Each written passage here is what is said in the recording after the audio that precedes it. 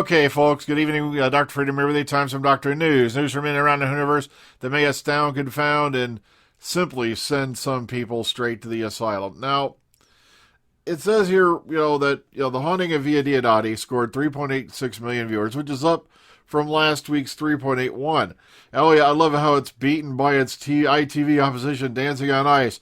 Yet it somehow always ends up beating Dancing on Ice in the Consolidateds, which amazes the crap out of me. Now, but here's the thing: the top for the day was called The Midwife with 6.25, and one of the big criticisms is, out there, how come we can't get big 10 million, numbers like there was all the way back in Voyage of the Darned and all that?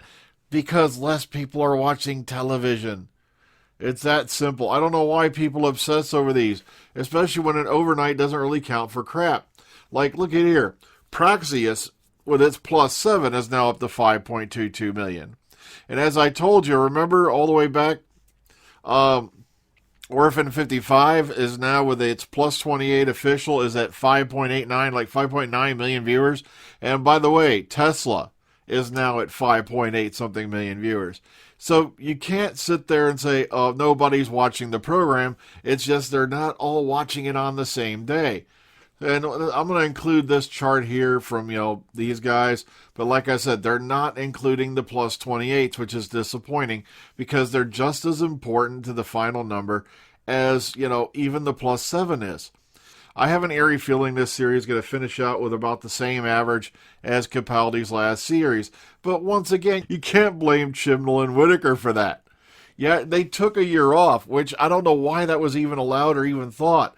It's like you have to stay consistent these days. You can't just write it off and say, we'll take a year off, save some money. Sorry. You lose that consistency, you lost the momentum, and this is what you got. And I was telling the guys on the Omega Files panel all this year before the series even aired, don't even count on them getting anywhere near the same numbers as they did for Series 11. Because look at what they did poor Capaldi with Series 10 after they took 2016 off. I'm sorry if it sounds like I'm pounding this into your head, but it's true.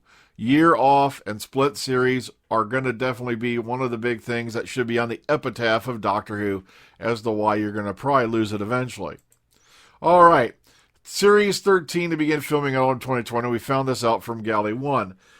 This was discussed there. Now, this goes with what I've been telling you, where they said production's going to ramp up to start in summer. That means the pre-production's ramping up, and they're going to do pre-production over the summer and probably start shooting in September, as stated here. Now, the thing is, we had somebody out there running around saying they weren't going to start pre-production until September, and it's like, no, that's not what was on the document I saw. But, well, to each their own.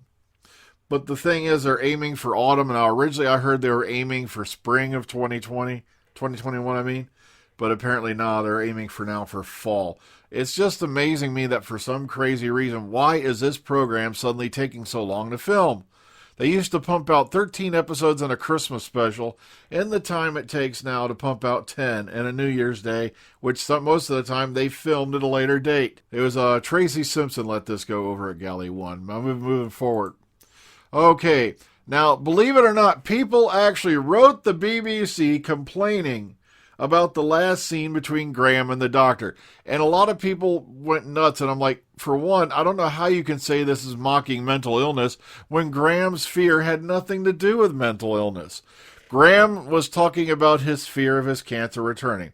Now, while we've seen the Doctor in some scenes really sit down and help people deal with problems before, like my favorite one is Patrick Troughton with Victoria all the way back in, oh heck, my brain just froze up, Tomb of the Cybermen. The thing is, he was talking to her about the loss of a loved one, which is something that he could relate to, or she in this case. But the thing is, you've got someone who's asking a person whose race probably hasn't dealt with cancer since before we were even upright, whose race is functionally immortal, about how to deal with something about the possibility of death, in the form of cancer returning. And I'm sorry, but I could see Capaldi delivering that line. I could see Smith, Tennant, or any of the other doctors going all the way back to the beginning delivering the same line Jodie did, except for maybe Hartnell. I don't think he'd get that silly.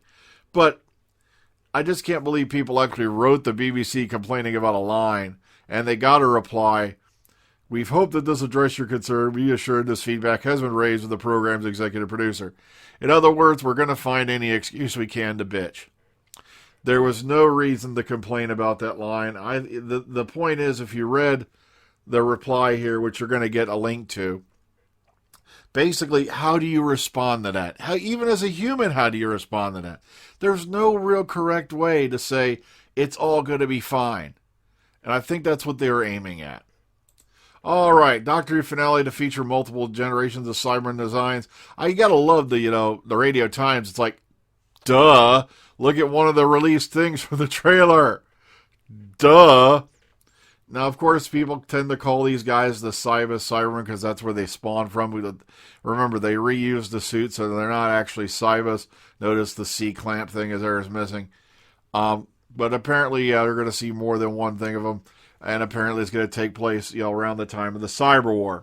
Now, the CyberWar has been brought up before in Big Finish, which one of my panelists complained about in the Omega Files, that he felt that they stole this idea from Big Finish about the Doctor meeting Mary Shelley. But the thing is, if you listen to that series with Paul McGann, traveling with Mary Shelley, they even used a different theme tune than what they did for the whole rest of the range. So I don't know if it was kind of a what-if type of deal, but that's just me. Okay, Ascension of the Cybermen, guest cast, and character names.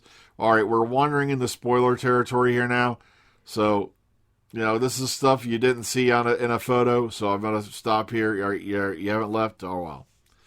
Now, here's a shot of the lone Cyberman played by Patrick O'Kane. Of course, we saw him in this last week's episode. Julie Graham, now we've got articles drifting around and people theorizing that she's another incarnation of the alternative Doctor. Like I said, we got to see it to believe it for ourselves, all right? And some folks that are going to appear in this episode. So, once again, they're showing you the photos that were picked up during the filming, last year. Like I said, you may not want to look at those if you don't want to be spoiled anyway. So you may not want to click on that, all right? Up to you. Okay, now, here's the latest piece of balderdash. Doctor Who teases the death of Ryan, Yasmin, and Graham in the finale episode set in the aftermath of the Great CyberWar. Remember, this is the sun, which is slightly lower than the mirror, which is somewhere between the current ocean floor and the promenade deck on the Titanic. Right around the death of whale shit. There's only one good writer I know of, I think, on the mirror that I've heard about. And here's the sun, which I don't think has any. So, up to you if you want to believe this, Felger Carb. I'll leave it to you. And now, Tom Baker returns as the Curator for Big Finish, or the Curator, I mean. And this is going to be a really interesting series box set called Stranded with Paul McGann and Liv Chenka, and I can't remember the other lady's name. I'm very sorry. I got to get caught up. You'll see there's Patrolman Andy there from Torchwood thrown in for good measure and a few others. But I just thought this was very interesting that the Curator is going to show up in this one. So I'm kind of wondering how they're going to, handle that. Here's the story names, which is going to be Lost Property by Matt Fitt and Wild Animals by John Dorney, Must See TV by Lisa McMullen, and Divine Intervention by David K. Barnes. And Stranded 1 is available to pre-order in the Collector's Edition CD format, price £24.99, or download at £19.99 at the Big Finish website. So, up to you. Like I said, I've always pretty much enjoyed Big Finish, but I've let myself fall behind on it quite a bit, so I got to get caught up. Okay, Billie Piper insisted her new show, I Hate Suzie, is not based on her life.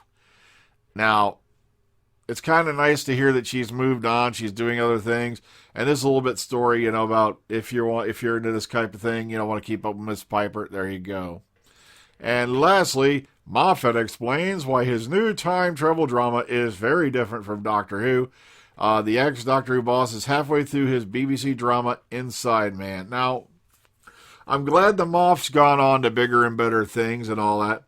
And he's working on this new thriller, Inside Man, but perhaps the most interest to fans of his years on Doctor Who will be his upcoming adaptation of Audrey Niffenegger, novel The Time Traveler's Wife. Sorry, I'm having trouble tripping over that name. Especially the last part I could get nailed for, which is set to air on HBO.